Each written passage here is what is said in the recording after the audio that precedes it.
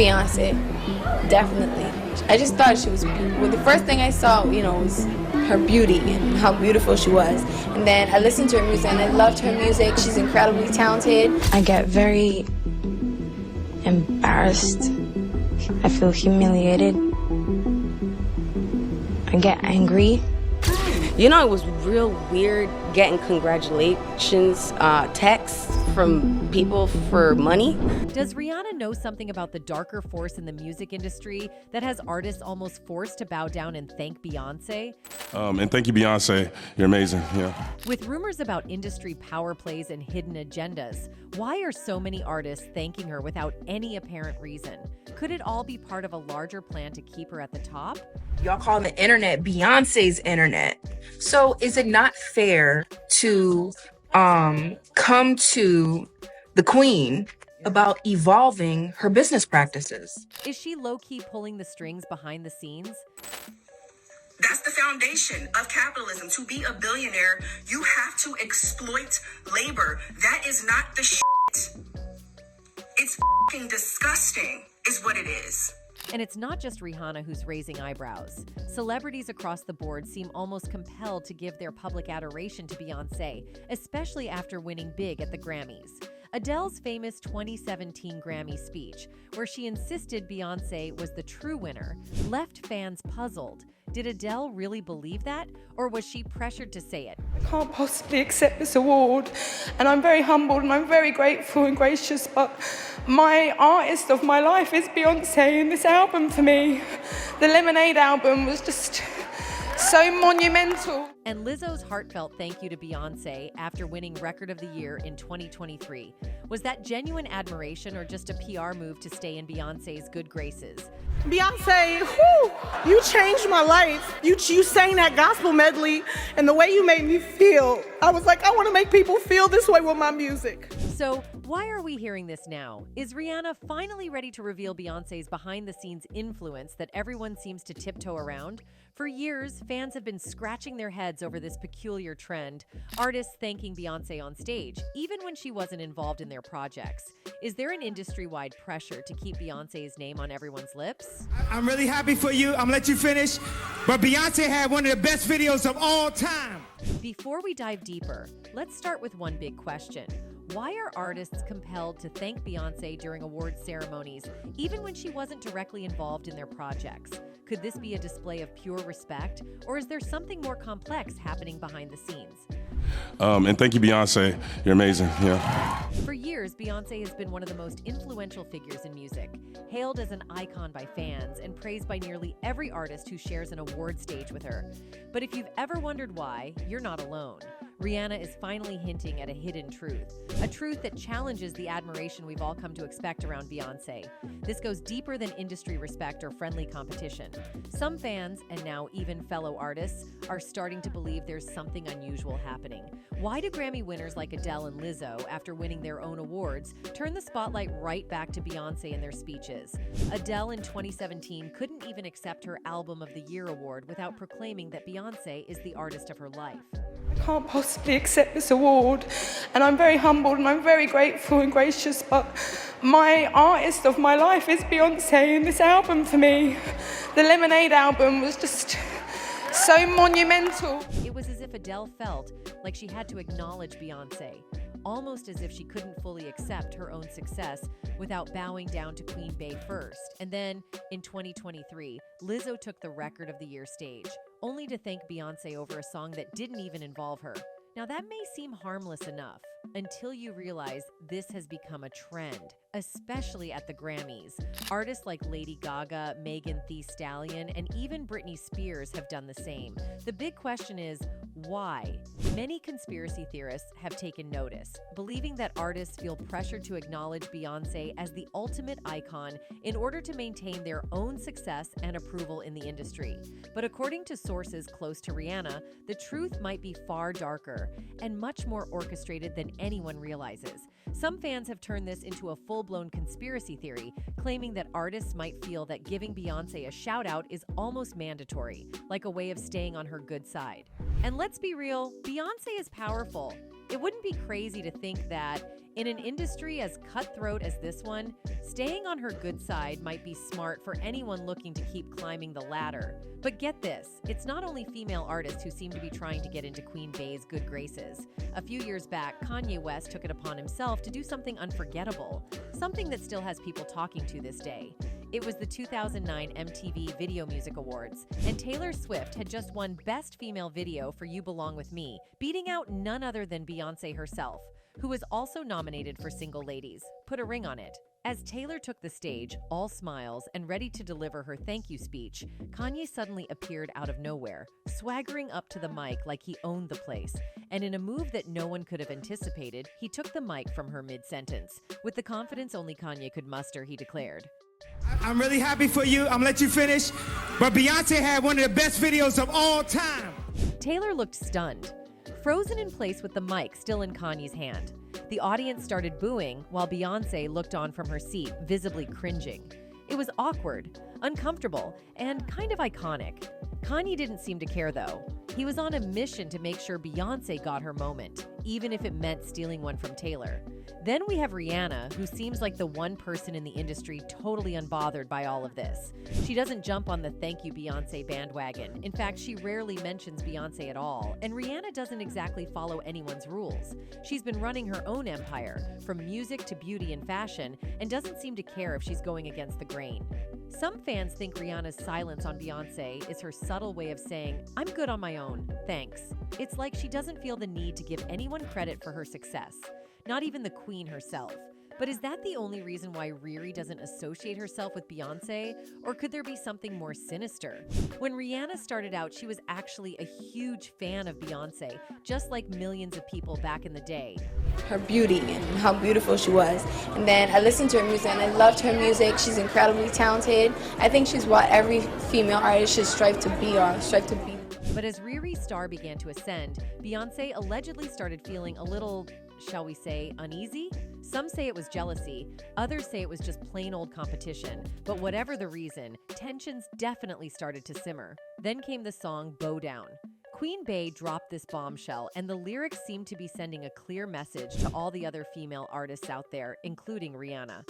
Apparently, Rihanna responded to Bey telling the other artists to bow down by writing, I only know how to be number one. I could use a challenge. How'd that feel down there on your knees, huh? She also reposted an article that said that she was the queen of pop and captioned her post, It's only March, people. 2013 is already owned. Stay tuned. After those comments, the Beehive slammed Rihanna because they saw the post as a response to Bey. Then shortly after, Beyoncé posted what appeared to be a subtle response to Rihanna's post. She posted a photo of her and her daughter, Blue Ivy, in matching chairs for her sold-out The Mrs. Carter Show. Speaking of Bow Down, can you believe that the song was actually written for Rihanna and not Beyoncé? Songwriting brothers Rock City, the same ones that wrote Rihanna's hit songs Man Down, We Can't Stop, and Replay, revealed in a podcast that they wrote the song in 9 minutes for Rihanna. And when she didn't take it, they passed it over to Beyoncé. Funny thing is that Beyoncé gave a very detailed account of how she came up with the song. She said, the reason I put out Bow Down is because I woke up, I went into the studio, I had a chant in my head, it was aggressive, it was angry. It wasn't the Beyoncé that wakes up every morning, it was the Beyoncé that was angry. It was the Beyoncé that felt the need to defend herself. And if this song never comes out, okay, I said it and I listened to it after I finished and I said, this is hot. I'm gonna put it out. I'm not gonna sell it. I'm gonna just put it out. People like it, great. They don't. Basically, she lied. And that wouldn't be the first time they lied about writing a song. You all remember how she said she wrote Irreplaceable and Neo checked her. Oh, and All Night. That was another song that Rihanna rejected that got picked up by Beyoncé. Another reason why Beyoncé might have some beef with Rihanna is because despite Beyoncé being in the game longer, Rihanna has outsold her by a mile. Yep, Riri's one of the best-selling artists ever, clocking in at over 250 million records sold. Meanwhile, Beyoncé's sold about 100 million records, which ain't too shabby, but it's not even close to Riri's numbers. My fans, I love you so much. Like, you have no idea. Like, you keep me driven. You keep this something special. But get this, it's not only competition that seems to have sparked some tension between Rihanna and Beyonce. Turns out, Rihanna might feel a certain type of way because she allegedly isn't so fond of Bey's tendency to take inspiration from other artists, especially without giving credit where it's due. Let's rewind to 2018, when Aelia Banks publicly accused Beyonce of stealing from talented women. Banks didn't hold back, posting a series of Instagram stories right after Beyonce and JayZ wrapped up their On the Run 2 tour at MetLife Stadium. Banks was heated and made it clear she thought Beyonce was lacking originality, claiming she'd borrowed choreography from Banks's Count Contessa music video. In her own words, Banks posted, "I realized that my ex-dancer Ashanti choreographed for Beyonce and stole the original choreography Jip Jack made for Count Contessa." And she didn't stop there. In classic Aelia Banks style, she threw in a "Beyonce needs to get over herself and just hire me."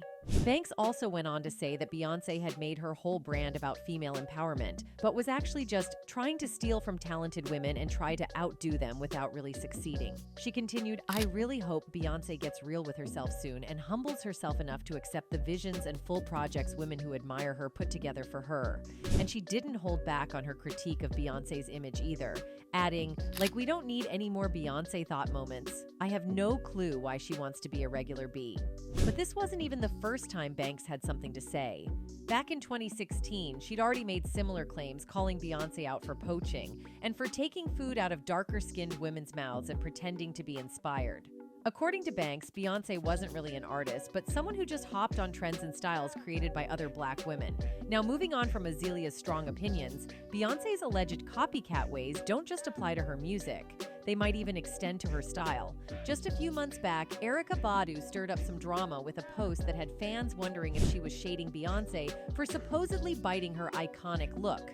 Here's what went down. Beyonce was performing in East Rutherford, New Jersey, wearing a dramatic chrome mirror hat as part of her tour. Erykah posted a photo of Beyonce in this look on her own social media and captioned it, "I guess I'm everyone's stylist favorite chrome mirror hat."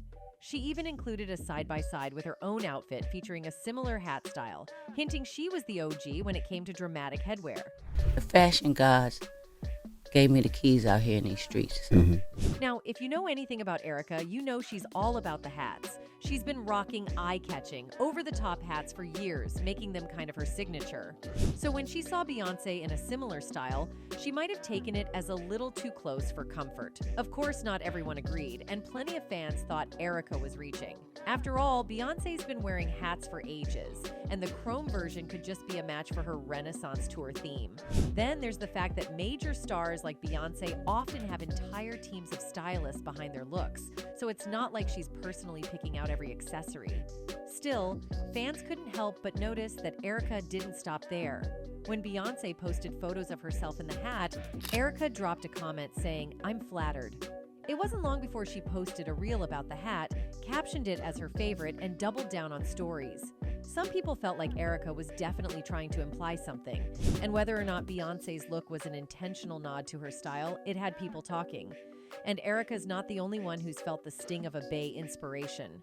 Let's talk about Amry, who might just have one of the most frustrating "she copied me" stories out there. Back in 2004, Amry was working on her second album and needed a strong single to make a splash. She connected with producer Rich Harrison. Yes, the same one who's worked with J.Lo and Beyoncé. Harrison had already helped Amry with her first album, so they had a good working relationship. Together, they came up with one thing, a track with that signature go-go sound, and everyone on Amry's team felt like it was a hit. They sent it to her label, Columbia, only to be told it wasn't going to work and needed bigger choruses. Amry and Harrison went back and forth with the label for months trying different versions, but Columbia just wasn't feeling it. Finally, after 6 months of tweaking, they leaked the song to radio stations in the DC area.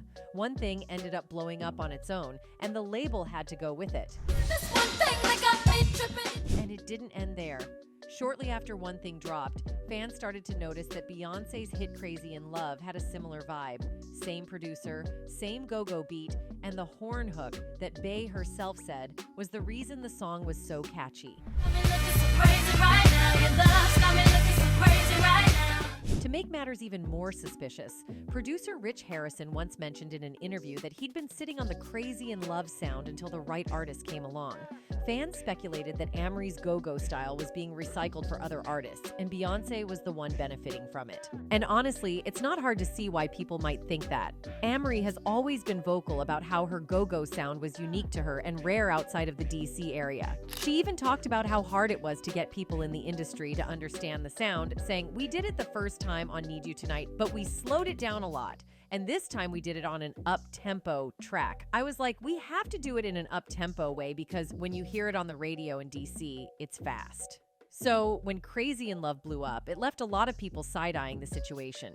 Fans felt like Rich Harrison took what he developed with Amry and saved it for Beyoncé, giving her the hit that could have been Amry's breakout moment. But it's not just Beyoncé who's been shady towards Rihanna and other artists in the past. Apparently, Rihanna's alleged beef with Beyoncé stemmed from her relationship with JayZ. Rihanna has always been JayZ's most famous protege. From her early days as a rising star to her meteoric success, JayZ was always positioned as her mentor and guide. However, there have been whispers that JayZ's relationship with Rihanna was far from professional. When I met her that day, I knew she was a star. Like, just her look, the way she walked into a room. Back in 2009, Chris Brown pleaded guilty to assaulting Rihanna, a shocking event that captured global headlines. But beneath the surface, there was another story that Chris later revealed. He claimed that Rihanna had given him herpes, which was the catalyst for much of the tension between them. According to Brown's $10 million pro se complaint, he alleged that Rihanna failed to disclose her condition, and when he threatened to take legal action, things escalated. Brown claimed that Rihanna then attacked herself and made it appear as though he was the one who has lauded her, flipping the narrative entirely. In his lawsuit, Chris stated that Rihanna's attack on him was not only physical but psychological. He described waking up one morning with 3 blisters on his private parts, leading him to panic about his health and the risk of spreading the infection to others. He went on to say that this discovery shattered his relationship with Rihanna and ruined his plans to propose to her. He even wrote the song "Don't Wake Me Up" as a tribute to their relationship, which was ultimately doomed by what he alleged was her betrayal. Too much light in this window. Don't wake me up. Chris's accusations didn't stop at the herpes allegations. He claimed that Rihanna's actions and lies cost him millions of dollars in lost endorsements and job opportunities. According to Chris, Rihanna's story of the ass ult was a calculated move to shift the public's perception in her favor and damage his career. These accusations created an even more complex narrative behind their infamous altercation.